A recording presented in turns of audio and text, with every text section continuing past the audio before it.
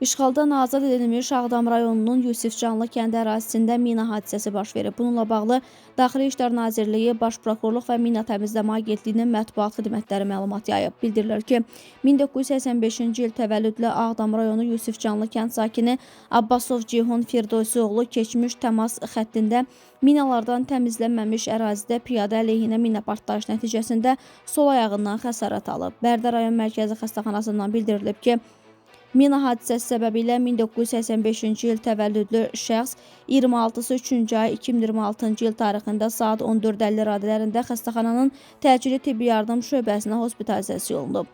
Sol aşağı ətrafın baldırın aşağı 3/1 travmatik amputasiyası diaqnozu təyin olunan pasiyentin müalicəsi davam etdirilir, vəziyyəti orta ağır qiymətləndirilir.